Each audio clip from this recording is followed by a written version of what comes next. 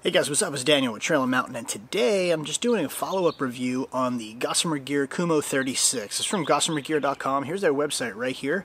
Definitely want to make sure you check these guys out. These guys have been in the outdoor ultralight world, ultralight backpacking world for a long time, and they definitely know what they're doing, and it's definitely worth a look at. It's not really like a follow-up review because I didn't really review the pack when I first got it, but something I'm starting to do more and more on my channel is to really get out and beat the heck out of this stuff before I review it, and that's what I've done. So here it is right here. This is the Gossamer Gear Kumo 36 Ultralight Frameless Pack. Really enjoy this pack. I've got about 400, almost 400 miles on it now. It still looks brand new. The back is, the bottom's a little scuffed up, but no big deal, but it does have this great fabric. It's got aerobic fabric on it.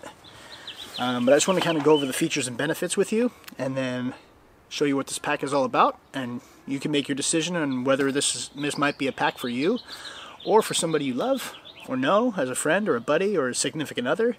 If not, then you know there's definitely other options out there from Gossamer Gear and other companies too. But for me, for like a 1 or a 2 night or a 3 or a 5 night maybe, this is the pack I would bring. So without further ado, let's get started. Alright, so first things first, here's the pack. Kumo 36 Ultralight Frameless Pack. It does have a really large mesh stretchy pocket on the outside. You can fit all kinds of stuff in, stuff you want to get to easily. The lid here has a flat pocket, which is nice zipper with a zipper coating on it. And it's decent size. I mean, I could fit half of my, up to, well, about my whole hand plus about right to here. So, and it goes down pretty far, comes up pretty high. You know, it's a great spot to put like maps or something that's flat that doesn't, you know, that can move around. You could decide what you want to put in here, but I usually put maps or something flat just to keep it nice and easy. And then zip that closed. Don't know if you noticed, but I did put a patch on mine. I do have a tendency to have a bit of a potty mouth, so I figured that was pretty fitting. So, outside pockets. I did add a couple little carabiners. These are just little mini carabiners. When I was at Outdoor Retailer, I found these at the Goal Zero booth, and I thought they were pretty cool. They don't weigh anything. Obviously not for climbing, but great to lash stuff too. Last little thing that I do keep on my backpack is this little Yosemite Keychain, just because I really love Yosemite, number one. Most importantly, it has a compass and a thermometer on it. So is it extremely accurate? No, but it does give me a pretty much of a good idea about how cold it is or how hot it is and what direction I'm going. So, I mean, granted, yeah, I could always use the sun and the whole thing. Yeah, I get it. It does have side lashings, compression strings, so I can add all kinds of stuff to this. Cinch this down, boom. Twin side stretchy pockets, both sides. Lashings on both sides. Moving on to the back panel, just move the shoulder straps out of the way. It has a sit pad built in. So you can take this out. This is the back panel. You can just take this out. It's just a mesh lining. Boom, you take this out, you have a sit pad. Or if you're really, really ultralight, that's your sleeping pad. You could use this as a sleeping pad if, you know, you're extreme ultralight. I get it. I wouldn't, just because I like to sleep good at night, and that is definitely not enough for me. So, that being said, there's the back panel, removable sit pad. It does have also removable hip belt. Now the hip belt is very minimal, and if you can see that, the hip belt right here is just lashed on with this little clip right there. Boom, you can just take this thing right off if you don't need it. So if you're going extreme ultralight, you don't really need that extra support of a hip belt, you can actually take it off. Moving on to shoulder straps. Breathable, very well padded. Usually ultralight packs aren't really that well padded, but this is pretty stout. And the shoulder straps do breathe really well. They do have twin stretchy pockets on the shoulder straps, which I love, because that's where I keep my water bottles. It also has another little lash point right here. You can always hang something to it. Stretchy sternum strap.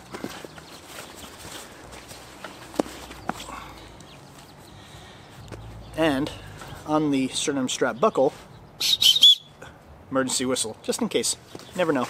I've never needed one, but yeah, there it is. Moving on to the inside of the pack.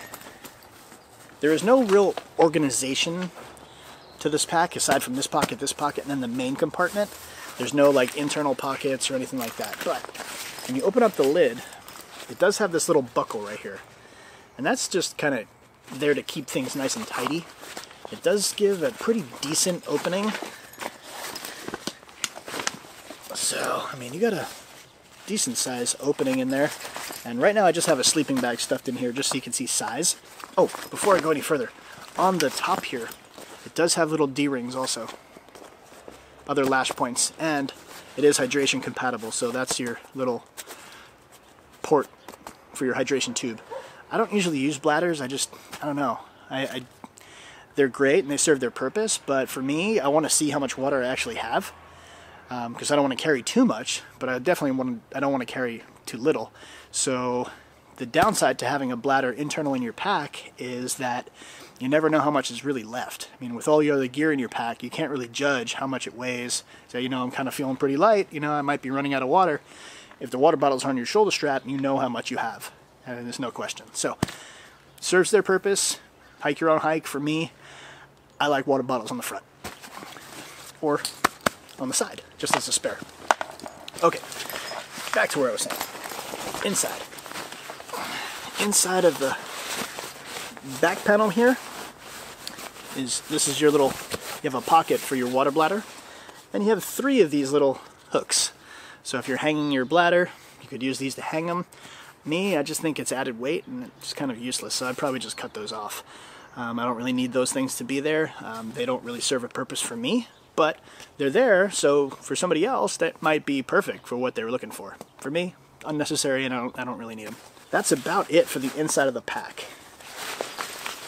And when you're all done, you get these 2 little buckles.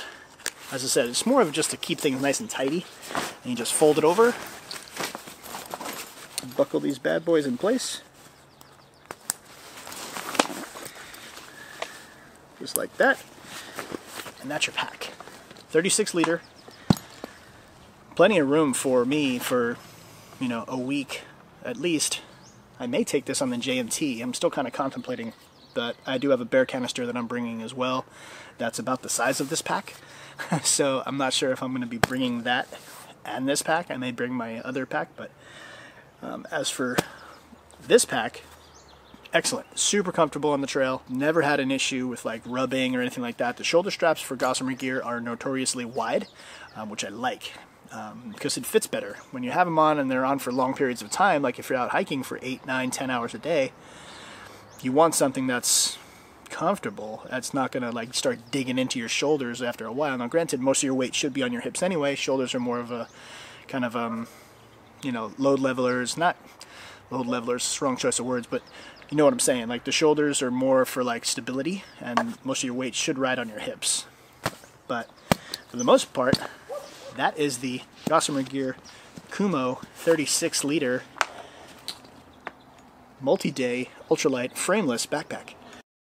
Alright, so when you get this pack on, basically what I do is I usually start from the beginning here. On the shoulder straps, they have these great little thumb holes too. So that's cool. You just usually get it to where you're going, kind of cinch these down a little bit, bring that pack up a little higher on your back, and then I work on the hip belt from there.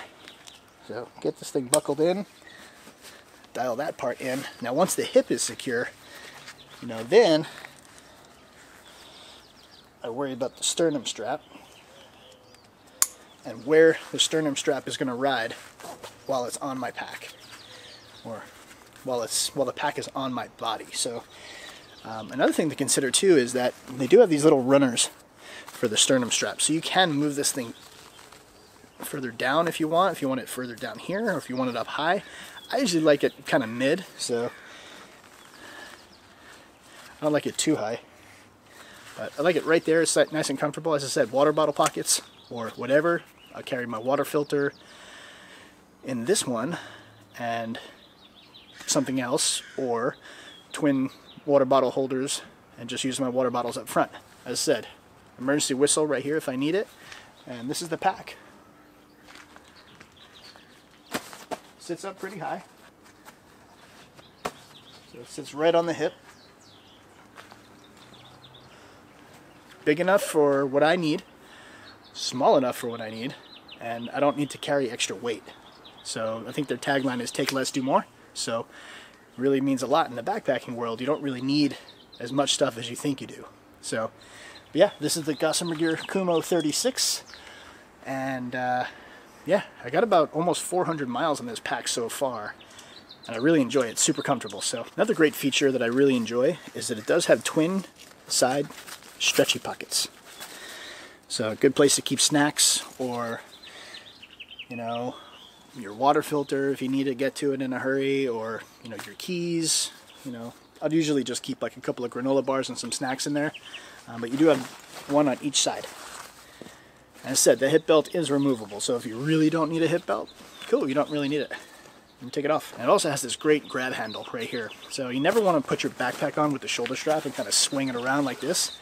You always want to grab the handle, prop it up on your knee, and then bring it around, just to save the wear and tear on the pack. Gossamer Gear branded.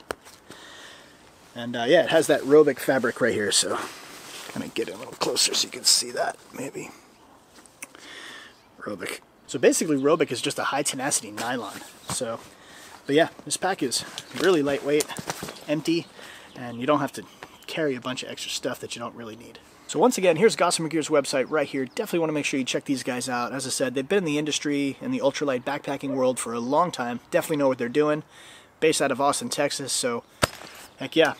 Love these guys. They make some great stuff. So as I said, about 400 miles on this bad boy, and it still looks brand new. So I take good care of my gear though, so with that, keep that in mind. So yeah, that's the Kumo 36 from Gossamer Gear. If you guys have any questions or comments, I'd love to hear what you guys have to say. Make sure you leave those down in my comment section down below, and I will get back to you as quickly as I can. Also, too, please like, please share, and please subscribe. It really means a lot when people subscribe to my channel and like what I have to say about the gear that I'm testing. So thanks again for tuning in. Really appreciate you spending your valuable time with me. Please keep checking back for more gear reviews, outdoor-related hodgepodge, tech and camera reviews, gear talk, and giveaways. Take care, guys. Get outdoors.